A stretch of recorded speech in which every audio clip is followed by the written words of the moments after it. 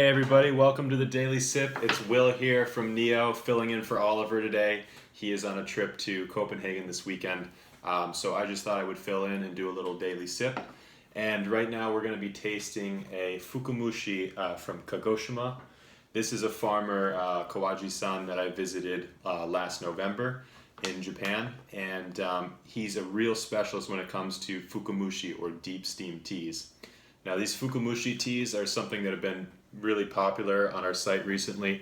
If you look here, it looks a little bit different than what you might be used to. There's some very small leaf fragments here, and during the deep steaming process, you're really softening the membranes of the teas. So these are steamed for about 30 to 60 seconds longer, and during that extra steaming, you're actually starting to break down the cell membranes.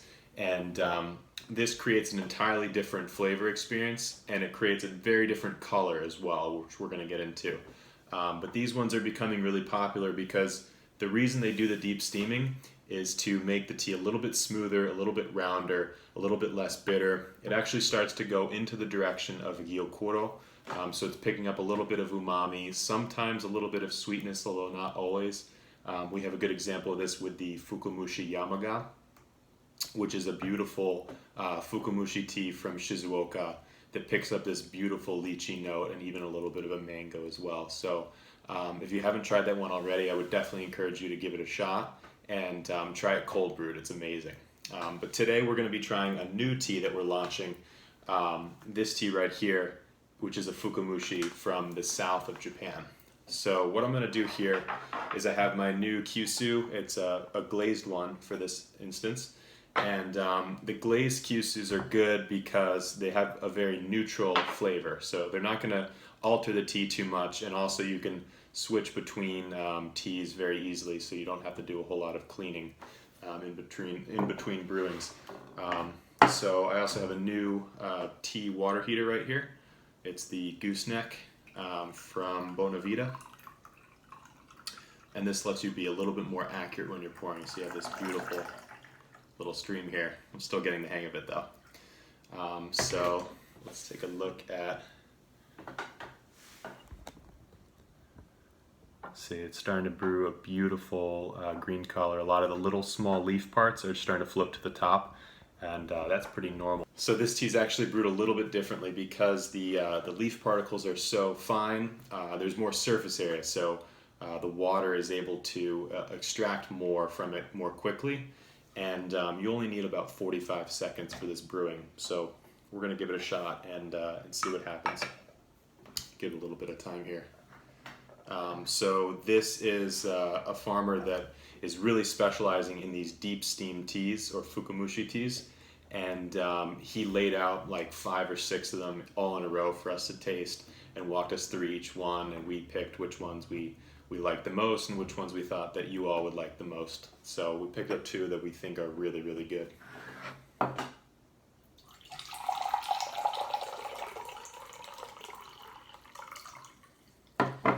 So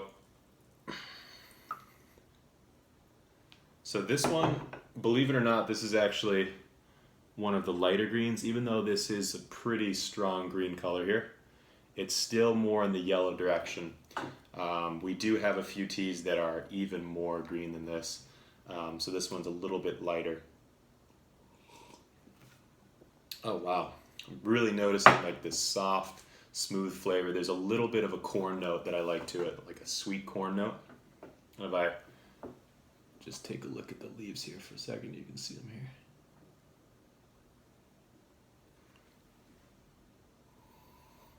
Yeah, I'm definitely getting this this sweet corn note from the leaves as well. It's not too grassy actually, which is surprising. Just very smooth, very sweet, very delicate. Very nice tea. Oh wow! I'm really surprised at how sweet this became in the deep steaming process. That's not always a guarantee. Usually you remove a lot of the bitterness during the deep steaming, but you don't always pick up a sweetness. Sometimes it's actually just rounder and more mild. It's not distinctly a sweet aroma or a sweet flavor that's picked up. But you can see here that this tea is pretty cloudy. So if I were to put my finger, see it disappears. Normally with most green teas, most Japanese green teas, you can actually see right through it, but the Fukamushis, they tend to be very cloudy.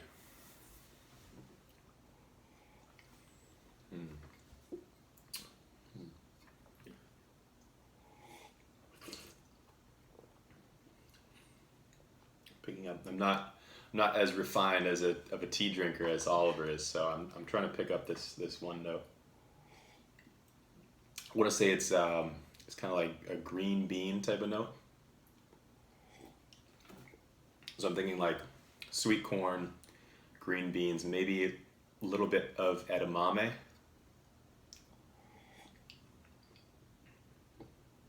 Yeah, definitely. Yeah, I see a little bit of edamame here. Really interesting tea, really sweet, really nice.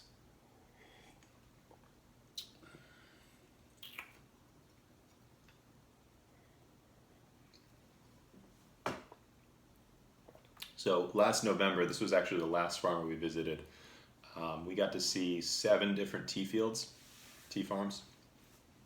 And this was at the very end of the trip. We got to visit Kawaji-san in Kagoshima right before our flight, pretty much. And we were really impressed with his teas. They're really quite good.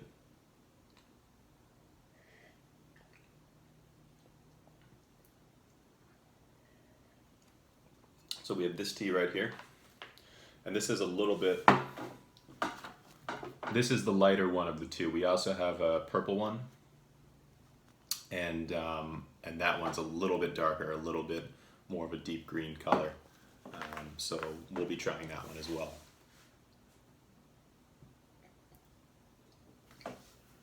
So I'm doing this at 60 degrees Celsius. You actually like to go a little bit lighter on the brewing of the Fukamushi. You don't need a whole lot of heat. You don't need a whole lot of time. It's just really easy to extract this after the deep steaming process. So, especially with the second steeping, what you'll notice, you can play around with it a little bit and use less water, less steeping time, and then you just kind of get this beautiful cloudy green color. See, it was only in there for like 10 seconds and you get this beautiful green. That's something pretty unique about these Fukamushi teas. So the second steeping is even greener than the first. So this is really, really green right here. This is the second steeping of the Fukamushi.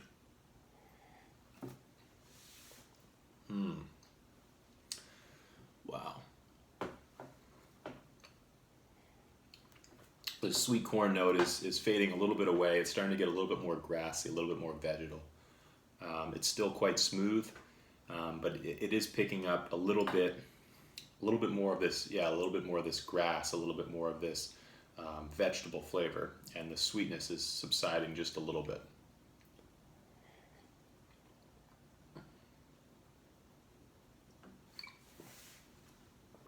So for the third steeping, let's take this concept to the extreme. We're only at 58 Celsius right now. I'm just going to use a tiny bit of water here, and then I'm going to try it for just about 10 seconds because I really want to show you it really doesn't take much time at all to get this really nice green. It's like magical. So there you go, this is the third steeping, still a ton of green color, very cloudy, very bright. This beautiful, smooth, vegetal flavor.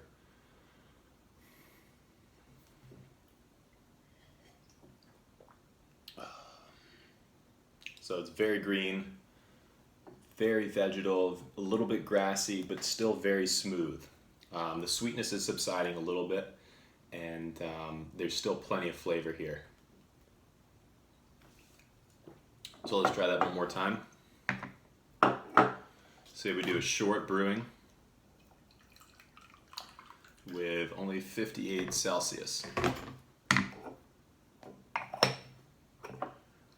Just a little 10-second brewing. We're not using a whole lot of water here because I really want to maximize the density.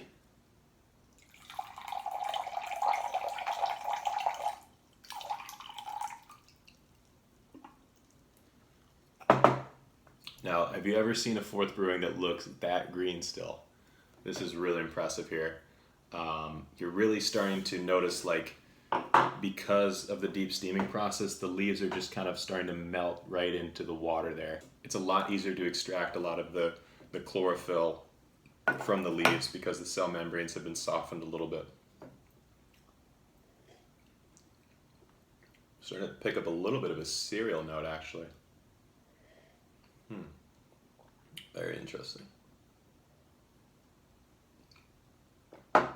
So anyway, we'll be launching this tea very soon.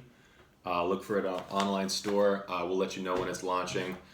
Subscribe to our newsletter, and we'll let you know as soon as it comes out. So you can pick yourself up a sample or a full pack, up to you. This is a really nice tea, sweet corn note, a little bit of edamame in the first steeping. In the second steeping, sweet corn note goes away a little bit, picks up the grassiness, a little bit of the vegetal flavor, but it's still going to be very green, very vegetal all the way until at least the fourth steeping, although I guess I could get a fifth or a sixth out of this as well. So I really hope you guys get a chance to discover Fukamushi teas. They're really delicious, really unique, and something that everybody should try at some point. So thank you guys so much for watching. Let us know if you have any questions about tea or anything. Just shoot us an email or a message or something. Thank you so much. Bye.